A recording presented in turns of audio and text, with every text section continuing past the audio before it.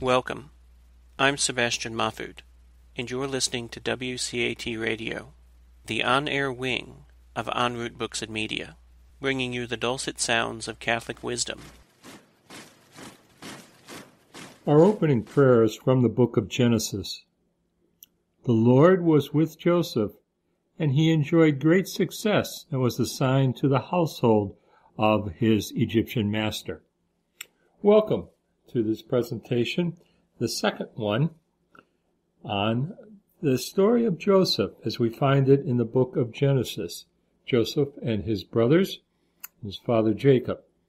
In the first presentation, we met Jacob and his sons, and we saw that this was a dysfunctional family. The difficulties, the jealousies, the envy that was there. Jacob, the father, doted upon Joseph more than the others with his very famous tunic, a robe that he gave him. And the brothers also disliked the fact that Joseph was a dreamer. He also got off without doing too much work in the family, and he had dreams that showed him to be superior to his brothers. And of course, this irked them to no end, so much so that they finally decided to do away with him. We're going to kill him. Decided not to do that, rather sold him into slavery. And that's where we left it. We found that he ended up in slavery. And then we had this interesting chapter 38, about one of the other brothers, Judah, and his relationship with Tamar, his own relative, and what happened there. And it seems so out of place in the Joseph story. Joseph isn't to be seen at all.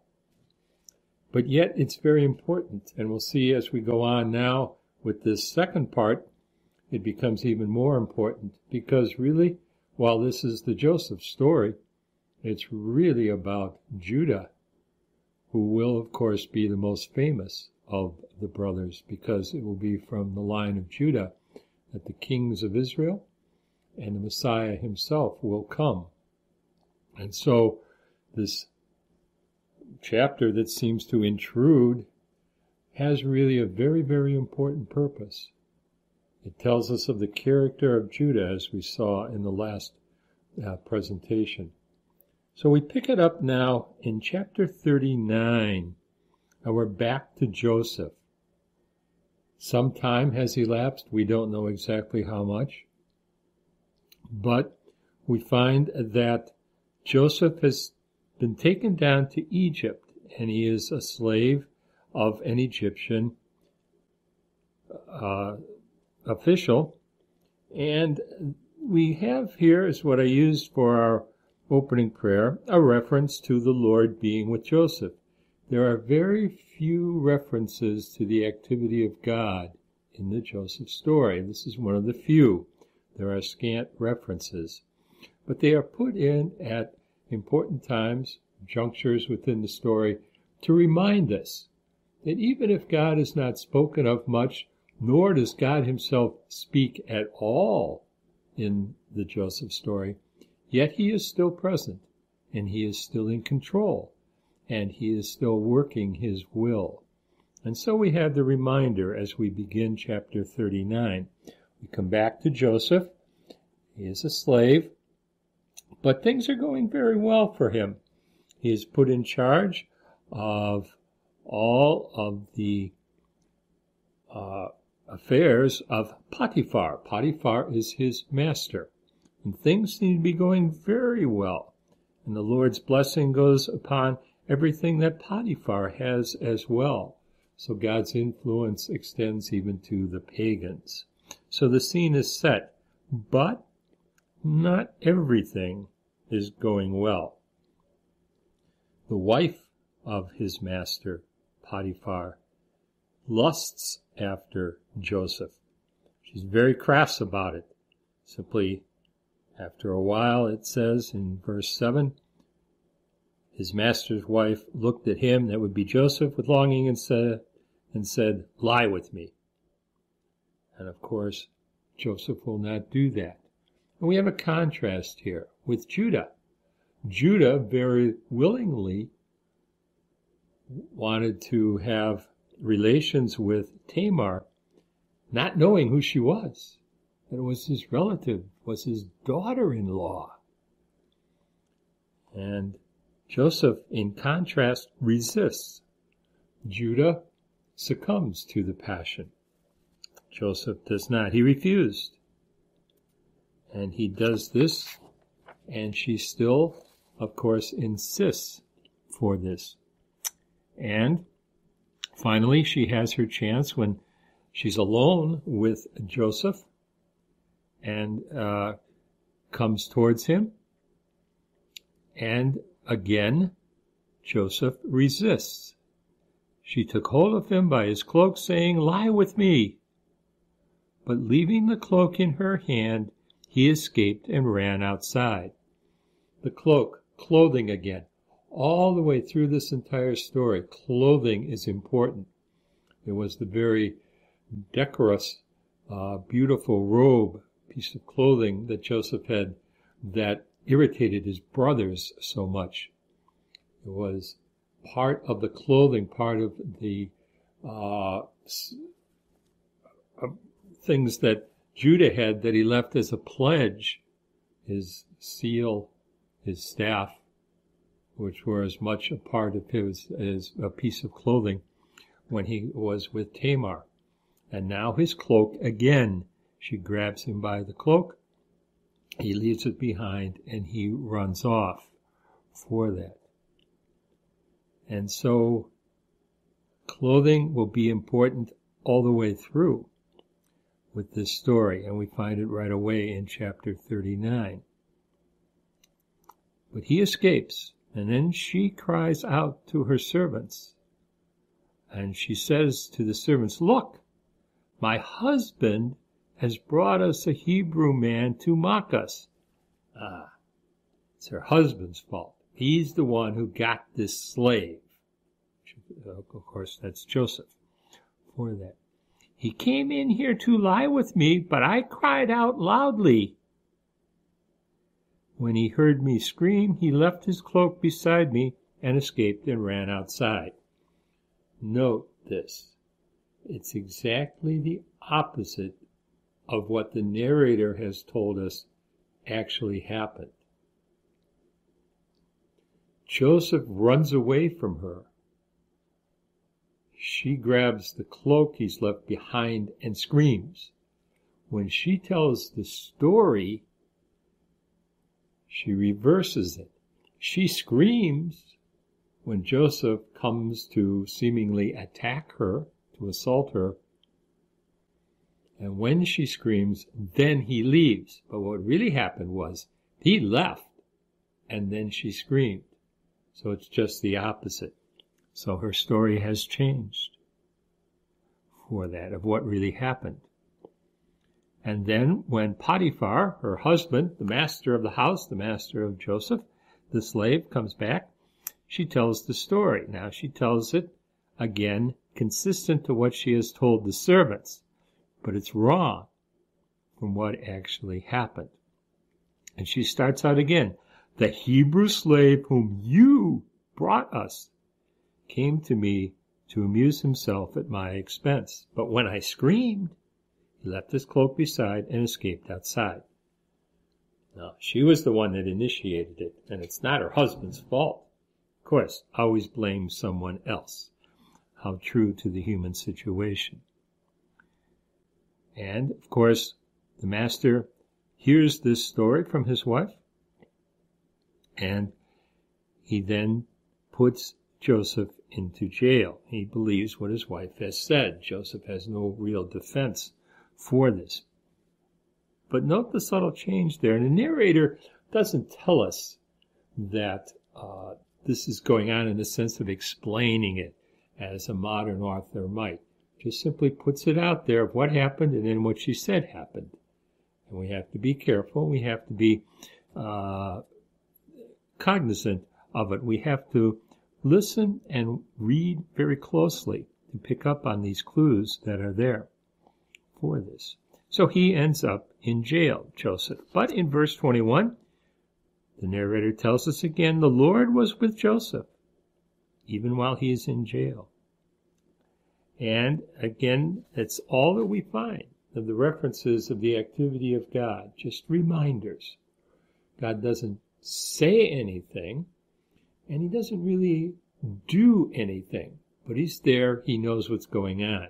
He is in charge, then, is what we are to deduce from this.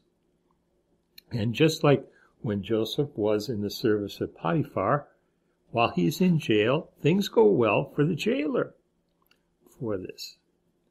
Again, because the Lord is with Joseph, and all those who are near Joseph benefit from that.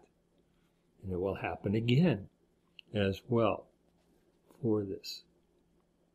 So, he's in sort of, what we could say would be almost like a house arrest or something. It's not really a kind of jail that we might first think of, but he is in custody.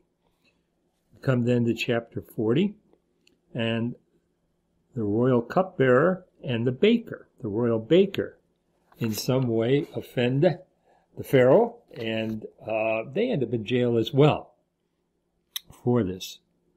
And they end up in the same place, in the same jail that Joseph is for that. And they both have dreams. Joseph is the interpreter of dreams. And so they talk to him about their dreams.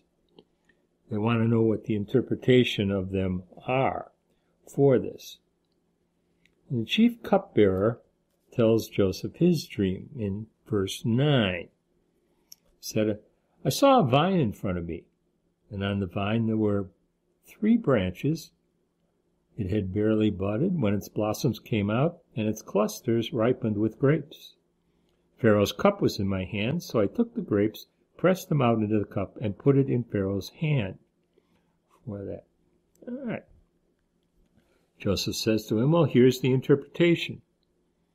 3 branches are 3 days. Within 3 days, Pharaoh will single you out and restore you to your post. What he says in there in the original Hebrew, he talks about lifting the head. And this could have one of 3 meanings in the Hebrew. To lift the head could mean to look up, to take notice of something. If you are looking down doing something and something comes by or somebody comes up, you look up and you recognize them. So just simply the fact of recognizing, noticing somebody. To lift the head could also mean something positive in the sense of raising someone up or exalting someone. The idea of lifting them up in the sense of their stature or their importance. You lift the head. And so the idea of that, of someone who is being honored. It also, though, can mean to lift the head off your shoulders in the sense of to behead someone, to execute them. All in the same word. And so what's happened here is we've got a couple of things going on. Pharaoh has lifted the head of this royal cupbearer. He's taken notice of him and has restored him. So the first and the second meanings of that. He's exalted him. He's honored him again. He's returned him to his job. And this is the interpretation that Joseph gives. And all he asks in verse 14 is, only think of me when all is well with you. And please do me the great favor of mentioning me to Pharaoh to get me out of this place. All right. And so he is released. Then the baker, who is also in the jail, after he hears that favorable interpretation that Joseph gave to the cupbearer, said, I too had a dream. Now, what's his dream? Well, in keeping with being the baker, he said, in the dream, I had 3 baskets of bread on my head. There were all kinds of bakery products for Pharaoh, but the birds were eating them out of the basket on my head. And Joseph said, well, I will interpret that for you. The 3 baskets are 3 days, just like the 3 branches were for the cupbearer. Within 3 days, Pharaoh will single you out. In other words, take notice of you, raise the head. But it'll be that 3rd interpretation. It will behead you and impale your head on a stake, and birds will eat your flesh. And that's what happens. The dream interpretation is true. So there is a banquet. That's Pharaoh's birthday, actually. And he raises the head of the chief cupbearer and the chief baker in the midst of his servants. He restored the chief cupbearer to his office. So they again handed the cup to Pharaoh. But the chief baker, he cut his head off and put it on a stake, just as Joseph had said. And so true to human nature. In verse 23, the narrator simply tells us, yet the chief cupbearer did not think of Joseph. He forgot him. Remember, Joseph had said, look, when things are going well for you, put in a good word for me. Get me out of here. Remember me. He forgot him, at least for now. That brings us to chapter 41. 2 years now go by, and Pharaoh has a dream for this. And he sees 7 cows that are great, fat, healthy, good-looking, and they're grazing in the grass. 7 other cows that are gaunt, starving, come up out of the Nile, and they go and stand next to the 7 healthy ones. Okay? And what they do is the hungry ones eat the fat, healthy cows. And then Pharaoh has yet another dream. There's 7 ears of grain that are healthy, growing on a stalk. And then there are 7 ears of grain that are scorched and withered by a hot wind for that. And the one, of course, destroys the other. Then he wakes up again. So he wants to know what is all of this about. So he asks all of the sages of Egypt what it means, but nobody can interpret it.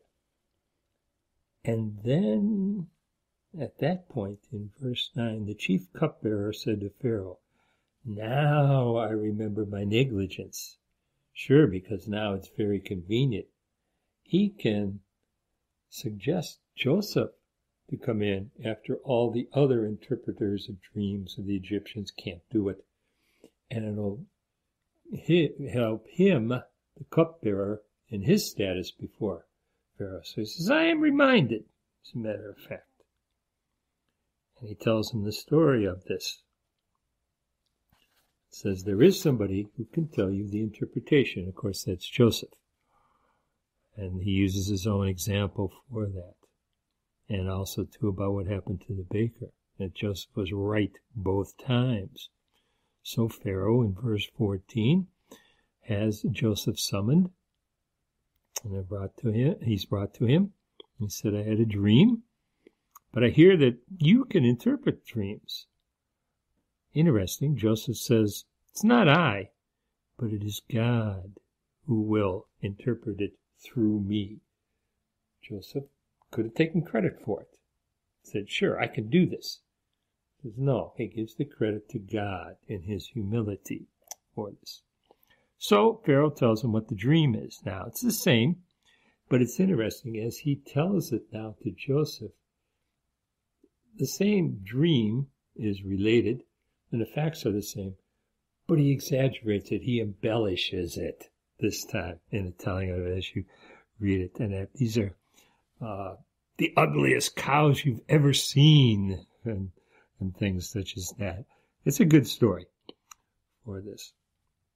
And Joseph says, all right, God has made known the meaning. It's God that has done it. And he tells what the meaning is.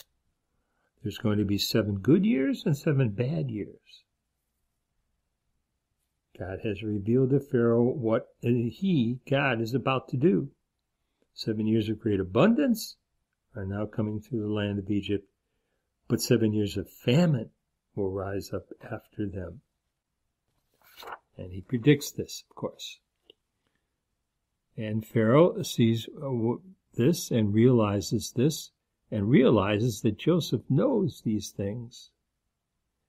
And Joseph says, let Pharaoh seek out a discerning and wise man to put in charge of the land of Egypt. Sure, and who better than Joseph? And so it does happen that way. And it is interesting, and in verse 38, we read, could we find another like him? Pharaoh asked his servants, a man so endowed with the Spirit of God? Even this pagan ruler realizes the power that Joseph has because of God, recognizes God's power. And of course, then Joseph gets the job to be in charge of everything. In verse 40, you shall be in charge of my household, and all my people will obey your command. Only in respect to the throne, I will outrank you. So Joseph becomes number 2 in the land of Egypt. I put you in charge of the whole land of Egypt. And, of course, he gets all the trappings of his job. He gets a signet ring from Pharaoh to put on his finger. He dresses him in robes of fine linen. There's clothing again. And put a gold chain around his neck. He had him ride in his second chariot, and they shouted Abrek before him. It's some kind of honorific title. We have no idea what it really means in Egyptian or that. But it shows the great power and influence that Joseph has. So he gives him all of this power. He actually changes his name, which is significant in the Bible. It means that when a name change is given, it's given usually from a superior to an inferior, and it signifies some kind of public mission that will be done. And also it's like saying that this is a whole new person, a whole different person because of the change that has happened. And so it happens in the Old Testament from Abram to Abraham, from Sarai to Sarah, Jacob to Israel. It happens in the New Testament, of course, Simon to Peter, and Saul to Paul for that. So this is significant here. Joseph does very well. And we find out in verse 46, he was 30 years old when he entered into the service of Pharaoh, the king of Egypt. And during the 7 years of plenty that come first, they have abundant crops. And so Joseph wisely stores everything that he can and takes care to make sure that all of the crops are brought in and that it is protected. They are stored, they're in warehouses and such before the famine sets in. Things work out very, very well for Joseph with that. And he also becomes the father of 2 sons, and that information is given there as chapter 41 ends. Now, chapter 42 then switches back to the land of Canaan, to Jacob and the other brothers for this. And it doesn't start out well. When Jacob learned that grain rations were for sale in Egypt, he said to his sons, "Why do you keep looking at one another?" Again, the animosity that's there. The edge that he's got as he speaks to his sons. He says, there's grain for sale, go get some. So they go down to Egypt to get some. But in verse 4, we are told, Jacob did not send Joseph's brother Benjamin with his brothers, for he thought that some disaster might befall him. Again, he's playing favorites. He doesn't care about the others, and we're going to see this recur as this story continues on. Jacob is the father, and he's responsible for a lot of the dysfunction in this family. He has favored Joseph. He's going to favor Benjamin, and as well another one. And we'll see why with this as we go through. But, again, he keeps one behind, lets the other ones go. So Joseph is in charge down in Egypt. They don't know it's Joseph. But in verse 6, his brothers come. They bow down to him with their faces to the ground. They do him homage. He is this great and powerful figure. And that was one of the dreams that Joseph had at the beginning of this story. One of those dreams has been fulfilled. They don't know it, but it has. They've bowed down to him, and that's what was going to happen. This is one of the things that got Joseph's brothers so mad at him. They said, I had this dream, and you guys all bowed down to me. You can imagine how that went over with them.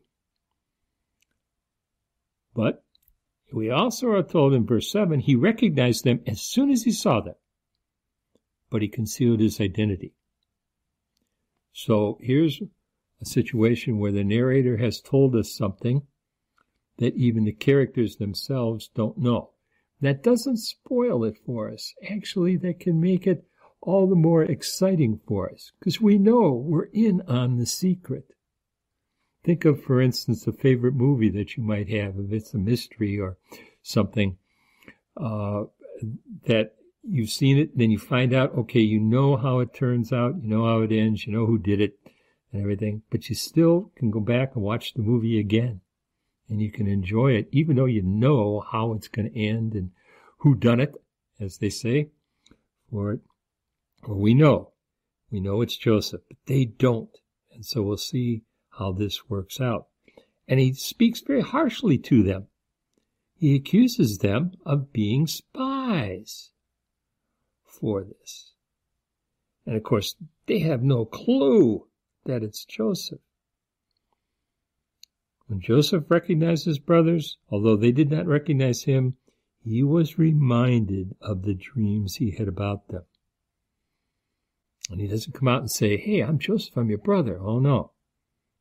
That doesn't happen, not for a long time.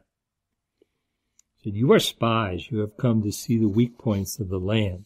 And they say, no, not at all. We just come to buy food. We're sons of the same man. We're honest men. We've never been spies. But Joseph won't give up. Not so. It's for the weak points of the land that you have come to see, to spy on it, for reconnaissance, for perhaps an invasion of it or that. It's the furthest thing from their minds. We're your servants. In verse 13, we your servants, they said, are 12 brothers, sons of a certain man in Canaan. But the youngest one is at present with our father, because he wouldn't let that youngest one go with them, and the other is no more. That's Joseph. They don't say he's dead, or we got rid of him, or anything. Just, he's no more. What happened? They don't say. And of course, Joseph knows that he's that one. And he again accuses them of being spies. He says, you're going to be tested for this. And so he has the idea that he will lock them up for a few days, make them sweat a little bit over all this. And on the third day he says to them, do this and you will live, for I am a God-fearing man. And he certainly is. Joseph is for that. If you're honest, let one of your brothers stay while the rest of you can bring the grain back as you originally wanted to do for this. But you've also, when you come back, if you ever come back, you must bring your youngest brother. Then it'll be verified, right? You weren't lying to me. Well, they agree to that. That seems simple enough. To one another they said, It starts to dawn on them, truly we are being punished because of our brother, meaning Joseph, for this. They begin to realize. And then Reuben, the oldest one, speaks up. Did I not tell you? Do no wrong to the boy. Well, yes, he had done that, that's true. But he had his own ulterior motives, remember, if you go back to the earlier part of the story. He didn't want them to kill Joseph because he wanted to get Joseph and return him to Jacob, their father, and then that would increase his status amongst all the rest of them. So he had other motives for that. And then, of course, they sold him into slavery, and Reuben comes back, and then he doesn't know what to do. He's gone for that and everything. So now he's throwing that back up to them for it. And Reuben is the oldest. He's really responsible for all the others. And interestingly, the narrator tells us then something. In verse 23, they did not know, of course, that Joseph understood what they said, since he had been speaking through an interpreter, which, being Egyptian, as they thought he was, you would need an interpreter in that. They have no idea he can understand everything that they're saying for it. It just makes it more exciting for us, what's going to happen here. So they get their grain. They also get all their money replaced without their knowing it. And it's not till at night, when they check their bags, when they're trying to feed the animals fodder, that they find out not only do they have all this food that they thought they had bought, but they got their money back as well for it. Now what are they going to do? Because they barely got away with their first encounter with Joseph. Now they're going to have to go back. And they're going to think, what are we going to say to him or that for that? So they're in a real dilemma there for it. They go back to their father Jacob first, and they tell him everything that's happened.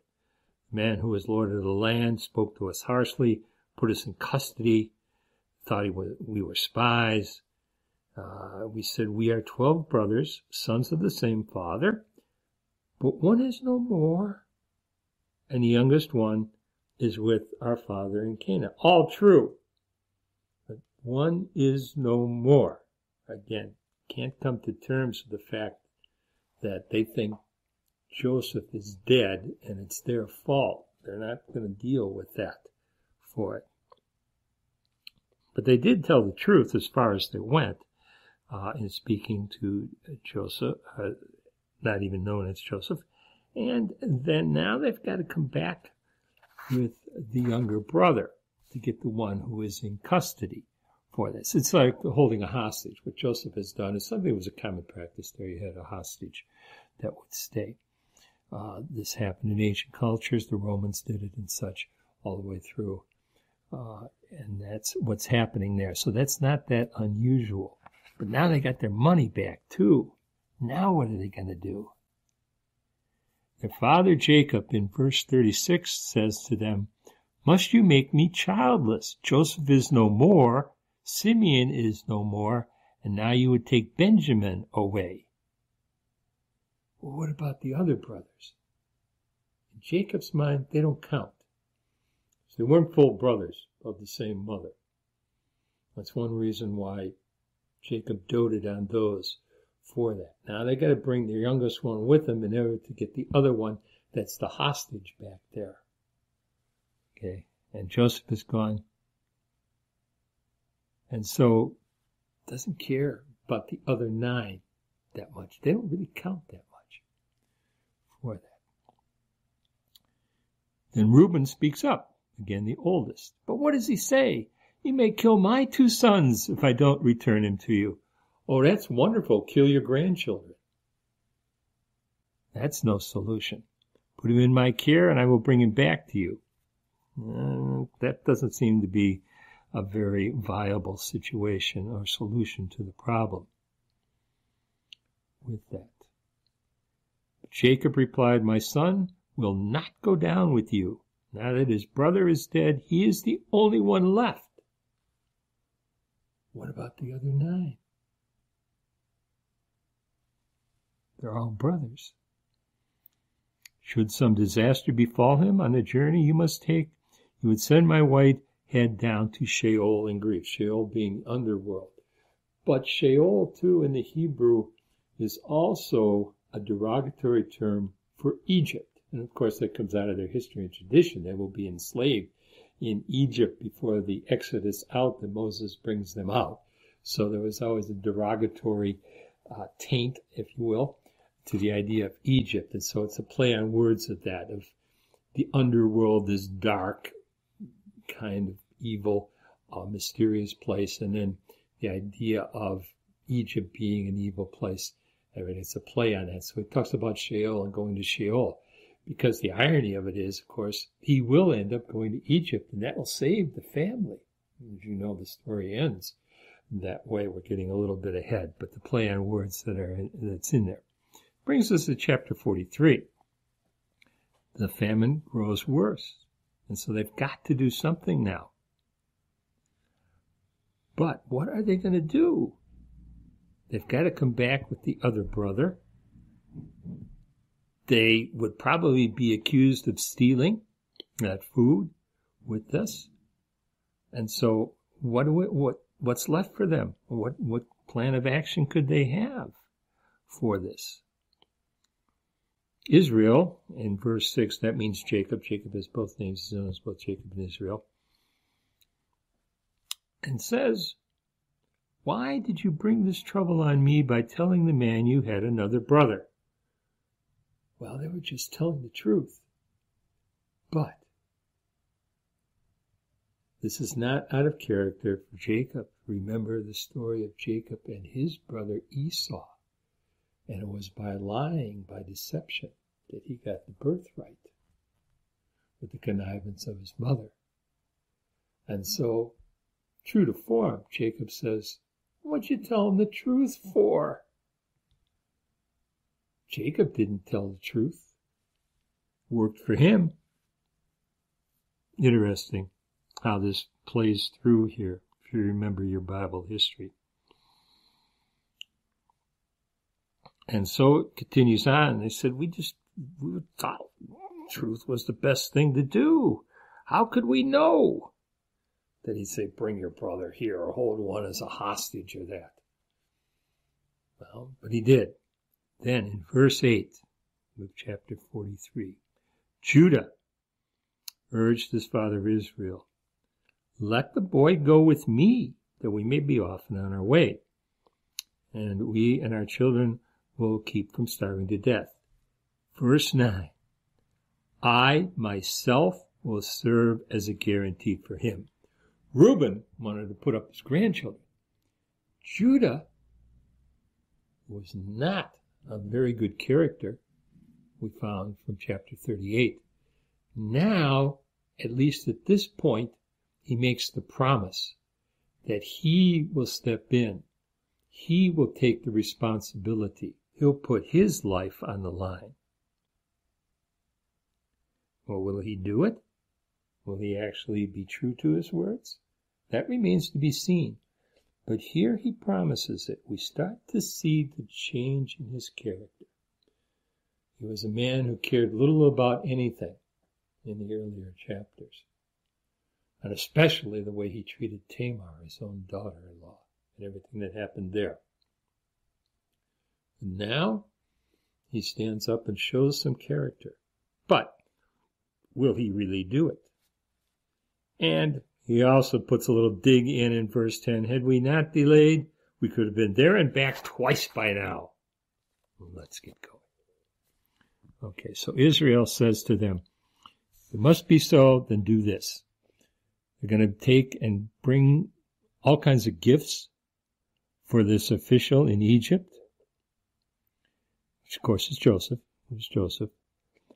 We're going to bring all kinds of gifts. We're also going to take money, and we're going to take double the amount of money. We'll pay for the first set of grain that we got, and we'll get some more for that.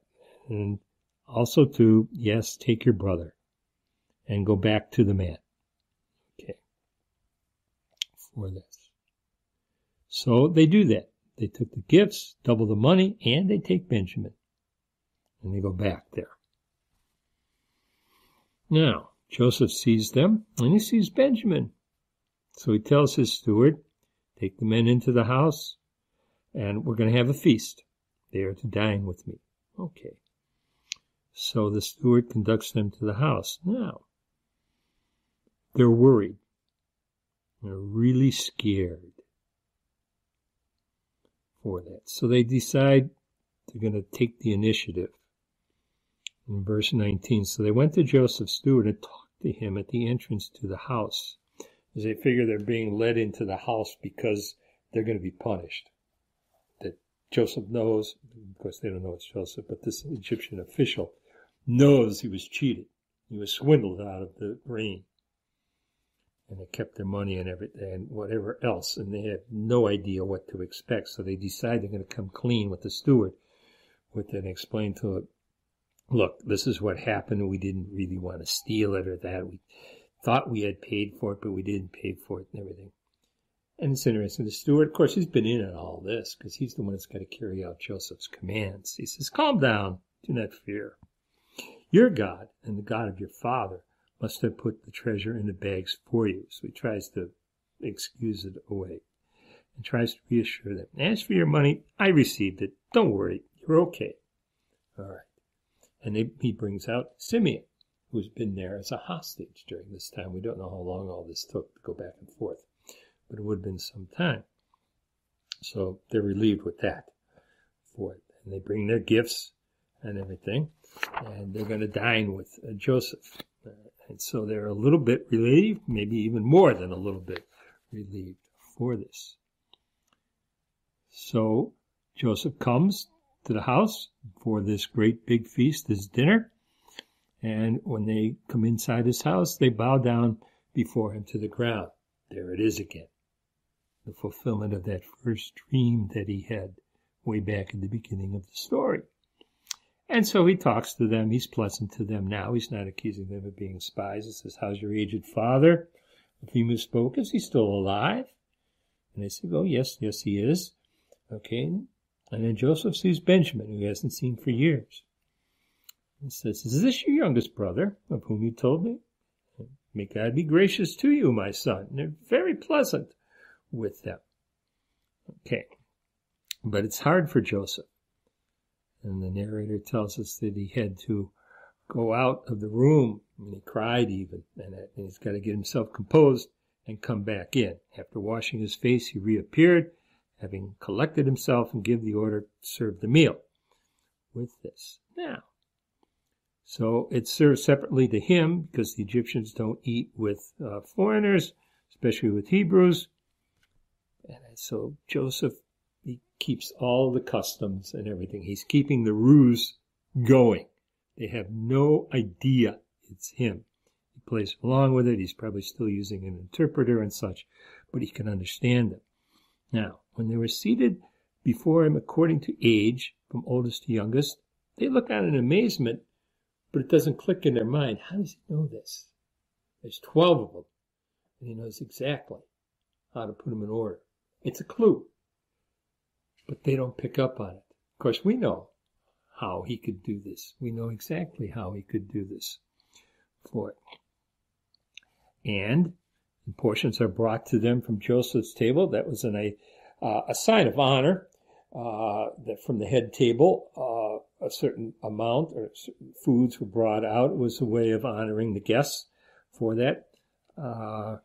Benjamin's was 5 times as large as anyone else's for that. Again, because he's his full brother with that. And everything seems to be going well. Now we move into chapter 44. He talks to the steward again.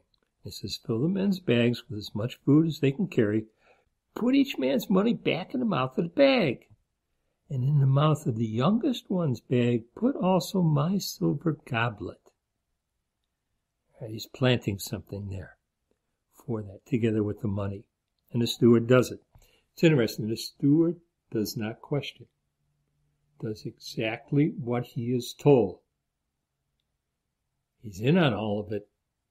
Never betrays any of the knowledge that he has. Doesn't tip off the brothers or anything. Joseph says, do this. His steward does it. With that, he obeys without question. Does as he is told. And so it sets it up again. For that. And so, of course, they're going to be caught at this, for this. And we know already what's going to happen. We know it's going to happen. And, of course, it does. They get a certain amount of the way there, and the steward goes after them, arrests them in a sense. They bring them back for it. And it's interesting in verse 15. It says, how could you do such a thing? Joseph asked them. Did you not know that such one as I could discern by divination what happened? In other words, he could interpret dreams and such. Don't you think he'd have the power to know what's going on? Because they've got his goblet. They've stolen the way it looks, the way it was set up by the steward. They stole his goblet. And he says, I have these powers to be able to interpret dreams and such. That doesn't tip them off or anything. It might have. It's another clue. He says, don't you think I'd be able to figure out somebody stole something like my goblet or that for it? Judah speaks up. What can we say to my Lord? How can we plead or how try to prove our innocence for it? God has uncovered your servant's guilt. Here we are then, slaves of my Lord, the rest of us no less than the one in whose possession the goblet was found. Remember, it was planted on the youngest bag. He says, we're all guilty. Interesting. This is coming from Judah. Interesting. His character has changed. Joseph said, far be it from me to act thus. Only the one in whose possession the goblet was found shall become my slave. The rest may go back unharmed to your father. Verse 18. Judah then stepped up to him and said, I beg you, my lord, let your servant appeal to my lord, and do not become angry with your servant, for you are the equal of Pharaoh. My lord asked his servants, do you have a brother? Do you have a father or another brother? We answer truthfully for this. And then in verse 20 he says, so we said to my lord, we have an aged father and a younger brother, the child of his old age. This one's full brother, that would be Joseph, is dead. First time any of the brothers admit it. And since he is the only one by his mother who is left, his father is devoted to him. He certainly is for that. Judah is telling the truth and admits it. And he continues on with this. And the story continues on. And your servant, my father, said to us, as you know, my wife bore me 2 sons. Yeah, what about the other 10? Okay. One of them, however, has gone away from me, and I said he must have been torn to pieces by wild beasts. That's what they did. They took the piece of clothing, that very magnificent tunic, and they dipped it in wild animals' blood and brought it to the father and said, look, isn't this your sons? Not our brothers, but your sons. And, of course, Jacob recognized the cloak, the tunic, whatever, the robe, for that, and he had to come to the conclusion that Joseph had been mauled by an animal and killed for it. So they're recounting this, and it's all true all the way through for this. And so in a sense, the story has turned. Certainly Judah has turned with this. And we can see Jacob's point of view. He thinks that Joseph is dead. There's the only other son that is of the same mother that he is doting on for this, ignoring the other 10. In a sense, that's part of the problem within the family with this. And you can just see, make your own applications to modern life. It's not that far away in some ways, in some families, for that. Again, we've got the play on words going down to Sheol. Jacob believes that he is going to do that. So, all this is recounted. Verse 32, Judah is still speaking. Besides, I, your servant, have guaranteed the boy's safety for my father by saying, if I fail to bring him back to you, Father, I will bear the blame before you forever. Verse 33, so now let me, your servant, remain in place of the boy as the slave of my Lord, and let the boy go back with his brothers. He actually had promised it. We were wondering, will he actually do it? Yes, he does. And so Judah has made a 180-degree change. He does actually give himself in place. How could I go back to my father if the boy were not with me? I could not bear to see the anguish that would overcome my father. He has changed. He has matured. He didn't care earlier. He didn't care about much of anything with his daughter-in-law. Everything else was a part of that. Now it is different. This brings us to chapter 45. And this is now where it all comes together. Joseph could no longer restrain himself in the presence of all his attendants, so he cried out, have everyone withdraw from me. So they all leave him. And he finally identifies himself, reveals himself in verse 3 of chapter 45. I am Joseph. Is my father still alive? Of course, they're dumbfounded. He says, come, take a look. It is really me for that. And in verse 7, God therefore sent me on ahead of you to ensure for you a remnant on earth and to save your lives in an extraordinary deliverance. Gives God the credit for all of it. For all of it. And so then he sends them back, and he wants them to bring Jacob down there. It'll be better for them during this famine. They are reunited. And, of course, they are glad that everything's worked out, and they head back. In verse 22, he also gave to each of them a set of clothes. But to Benjamin he gave 300 shekels of silver and 5 sets of clothes.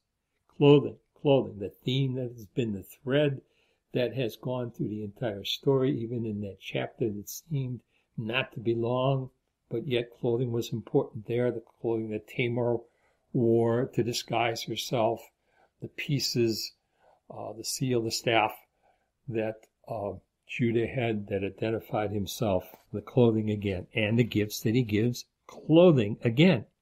And as he sends them on their way, in verse 24, as he sent his brothers on their way, he told them, do not quarrel on the way, because he knows his brothers, and he knows what they're going to do, and they probably did anyways, wondering at that, or maybe they were just stupefied for it all. But he does send them off and tells them to go for that.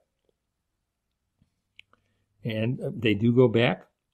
And then the chapter continues on, and it talks about some of the different descendants, not as of much interest to us, but certainly of interest to the chosen people. It's their ancestors, and it continues on for that. They bring the family back. It's almost anticlimactic for that, but it will get them back into Egypt. It will save them for this, from this famine that is going on. Pharaoh himself is impressed and meets the family. The whole thing is in there.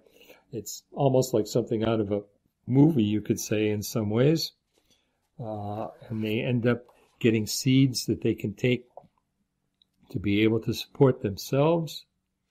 It's interesting, too, that as we see there in chapter 47, towards the end, with this, when I lie down with my ancestors, take me out of Egypt and bury me in their burial place. Family doesn't want to be buried in Egypt. Again, the idea, the connotations of that for it. Same thing, and there'll be a reference to that as they leave Egypt. Take some of the bones of their ancestors with them for that. In chapter 48, Joseph is informed that his father is dying, and so he takes his two sons along and has them come to get a blessing from their grandfather for that. And there's an interesting scene in this. In verse 17, when Joseph saw that his father had laid his right hand on Ephraim's head, this seemed wrong to him. So he took hold of his father's hand to remove it from Ephraim's head to Manasseh's, saying, "That is not right, father. The other one is the firstborn. Lay your hand on his head." So a special blessing that is given to the firstborn. In Jewish tradition, the Israelite tradition, there are special privileges and responsibilities to the firstborn for that. And Joseph is bringing his two sons so they get the blessing, and he doesn't think that it's right, that he's doing the wrong one. But in verse 19, but his father refused. "I know it, son, I know. That one too shall become a people." That'll be a blessing for both. He wants to be the other. It all echoes back to Jacob and Esau and that deception there and doing it right or wrong.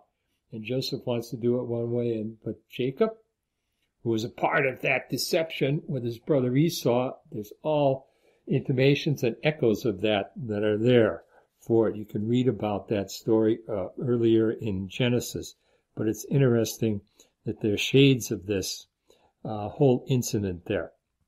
It also shows, too, that while there is this right of the firstborn, God is not bound by that. That's not a divine law. That's a human law. And God does not have to follow that. And oftentimes he doesn't. And it will be seen in several other places in the Old Testament stories where the firstborn is not the one that becomes chosen for a certain task or a certain thing for it. So it is interesting. We've got echoes of that all the way through there. It shows some of the continuation between the strands that are in the Old Testament. In chapter 49, Jacob, before he dies, gives predictions about the sons, and they're not all very positive. You can read through those and what Jacob thinks about all of his sons and what is destined for them. And then finally, he does die, and in the final chapter, we find out that there are still problems amongst the family. And for instance, in chapter 50, verse 15, now that their father was dead, Joseph's brothers became fearful and thought, suppose Joseph has been nursing a grudge against us, and now most certainly will pay us back in full for all the wrong that we did. They still don't trust him, and with good reason. So we see all of this. If you look at the character of Joseph, he seems to be the one who can do no wrong all the way through. He's the favored one, does the right thing, follows the law very, very well,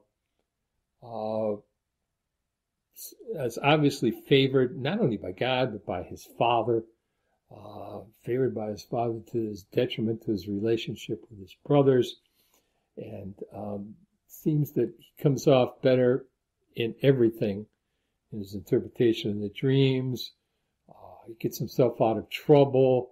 Everything seems to work. It might be a ways in coming, but it works out well.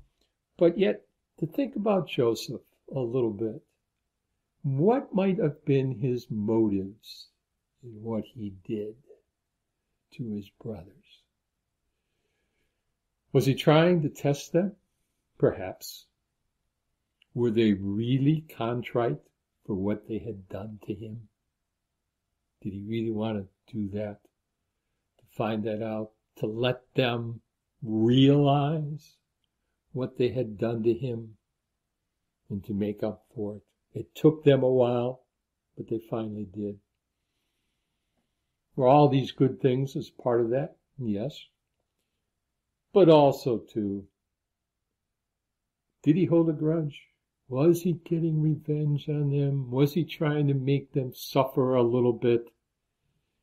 He knew what he was going to do. He knew that they were not going to come to any kind of fatal harm. But did he make them squirm? Did he take some pleasure in seeing them sweat and do homage to them?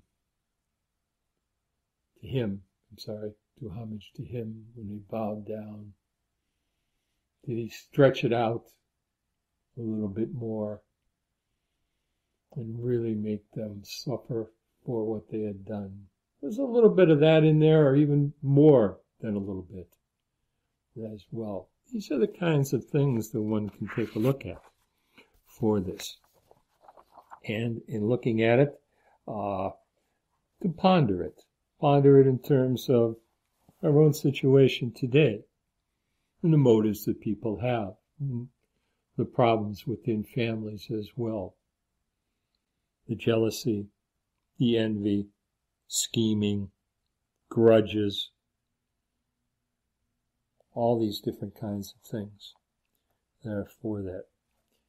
And to take a look at the reconciliation that can be there too. All of these things. Life is not simple.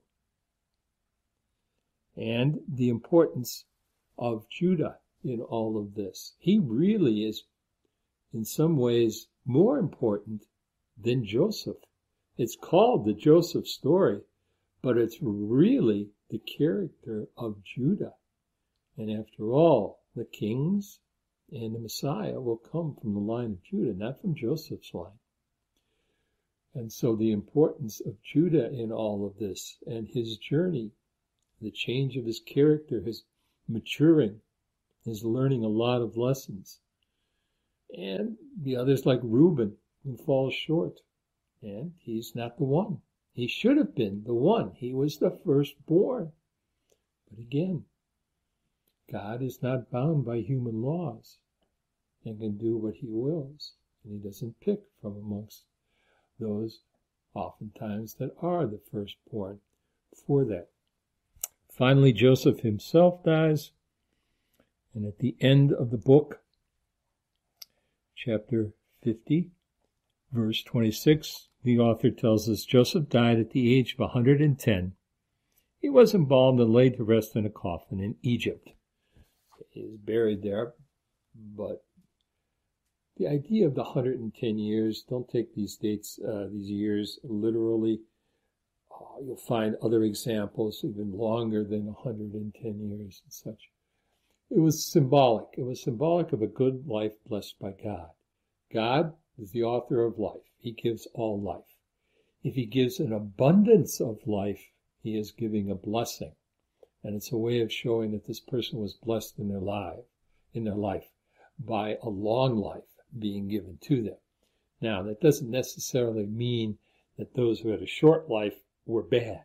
Not necessarily so. God gives and takes as he wills. We can't predict what God does, and we can't demand what God does. But often in the Bible, the long ages will be ways of saying that this was a good person, was blessed by God in many ways, given many blessings, one of which was life, and life in abundance, signified by its longevity. So we have here a fascinating story, one that moves the history along, It shows how the chosen people ended up in Egypt to begin with, and it will set the stage then for the next book of the Pentateuch, which is Exodus, which starts out with a new Pharaoh that knew not Joseph coming to the throne and the enslavement of them for it after Joseph is long gone. And of course then the need for escape from that, from an Exodus, and that will be Moses who will come on the scene very early in the book of Exodus and bring them out of Egypt. You might wonder, how did they get there in the first place? When they were in the land of Canaan to begin with. Abraham came into the land of Canaan. Well, in order to survive the famine, Jacob and the family came down at the behest of Joseph, and it saved them. But Joseph is long gone now, and a Pharaoh comes in that is much different and enslaves them and sets the stage for the rest of the history that moves on. So that fills in some Bible history for you, in a sense, hopefully.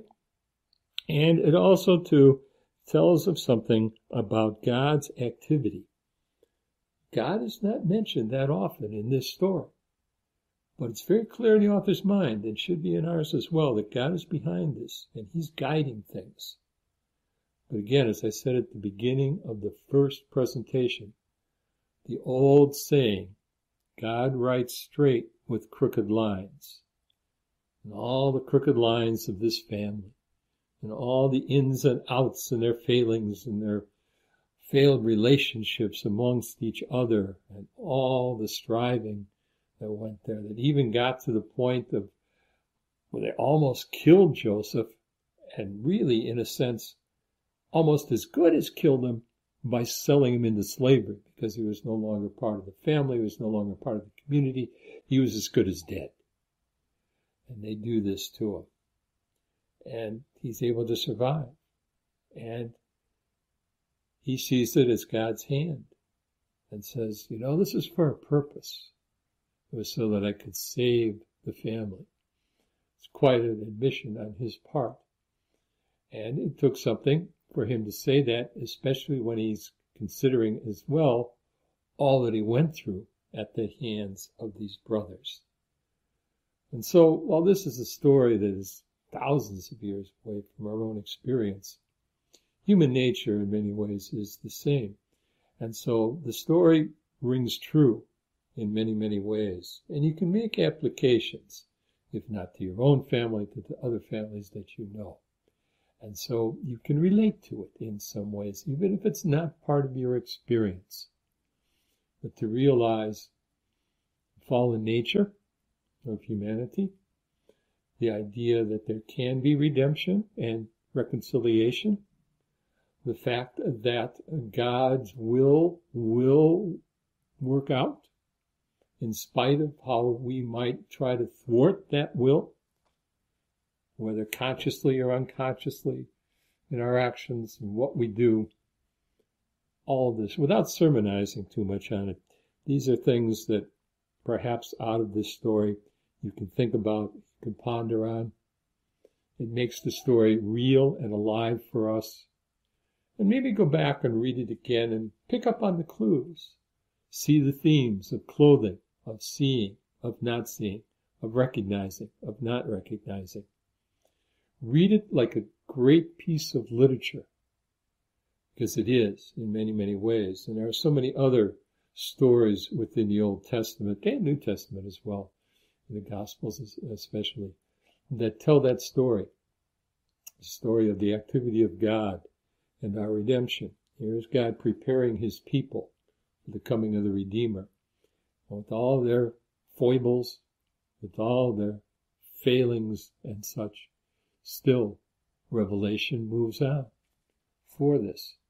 And it's something we can look back as we are a pilgrim people making our own way in the world with our foibles, with our failures and our sinfulness, but yet trying to respond and trying to do God's will and trying to work in accord with his will as we try to make our way. What decisions do we make? How are our relations with others? Oftentimes relations with those closest to us. Things to think about and ponder. Here's a family that was very, very important. because these are the 12 brothers, the 12 sons of Jacob, from whom will come the 12 tribes of Israel.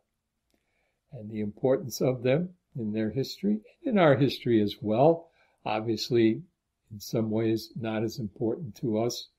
For it, a contrast of this family with the family of Ruth. Ruth was important too because she was the ancestor of David. So the connotations that are there, the implications, the importance for this to think about. These stories are not just random things. They all fit within a plan of divine providence. And they give us much to meditate upon because, again, God writes straight with crooked lines. We hope you enjoyed the program and will join us back for another show on WCAT Radio. This is Sebastian Mahfood. Good day.